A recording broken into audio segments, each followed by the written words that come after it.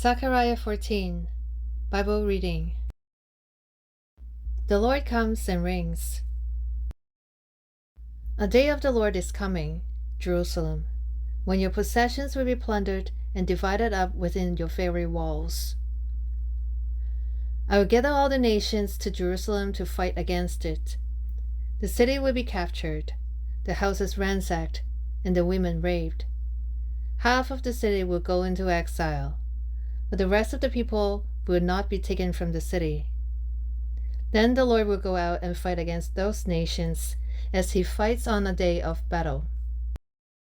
On that day, his feet will stand on the Mount of Olives, east of Jerusalem, and the Mount of Olives will be split in two from east to west, forming a great valley, with half of the mountain moving north and half moving south. You will flee by Mountain Valley, for it will extend to Asel. You will flee as you fled from the earthquake, in the days of Uzziah, king of Judah. Then the Lord my God will come, and all the holy ones with him. On that day there will be neither sunlight nor cold, frosty darkness. It will be a unique day, a day known only to the Lord, with no distinction between day and night. When evening comes, there will be light. On that day, living water will flow out from Jerusalem, half of it east to the Dead Sea, and half of it west to the Mediterranean Sea, in summer and in winter. The Lord will be king over the whole earth. On that day, there will be one Lord, and his name the only name. The whole land, from Geba to Rimmon, south of Jerusalem, will become like the Arabah. But Jerusalem will be raised up high from the Benjamin gate to the side of the first gate, to the corner gate, and from the tower of Hananel to the royal wine presses, and will remain in its place. It will be inhabited. Never again it will be destroyed. Jerusalem will be secure. This is the plague with which the Lord will strike all the nations that fought against Jerusalem. Their flesh will rot while they are still standing on their feet. Their eyes will rot in their sockets, and their tongues will rot in their mouths. On that day, people will be stricken by the Lord with great panic. They will seize each other by the hand and attack one another.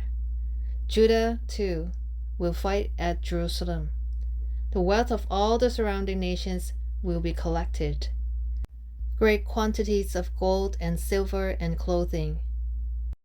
A similar plague will strike the horses and mules, the camels and donkeys, and all the animals in those camps. Then the survivors from all the nations that have attacked Jerusalem will go up year after year to worship the King, the Lord Almighty, and to celebrate the festival of tabernacles. If any of the peoples of the earth do not go up to Jerusalem to worship the King, the Lord Almighty, they will have no rain. If the Egyptian people do not go up and take part, they will have no rain. The Lord will bring on them the plague he inflicts on the nations that do not go up to celebrate the festival of tabernacles. This will be the punishment of Egypt, and the punishment of all the nations that do not go up to celebrate the festival of tabernacles. On that day, holy to the Lord, will be inscribed on the bells of the horses. And the cooking pots in the Lord's house will be like the sacred bowls in front of the altar. Every pot in Jerusalem and Judah will be holy to the Lord Almighty, and all who come to sacrifice will take some of the pots and cook in them. And on that day there will no longer be a Canaanite in the house of the Lord Almighty.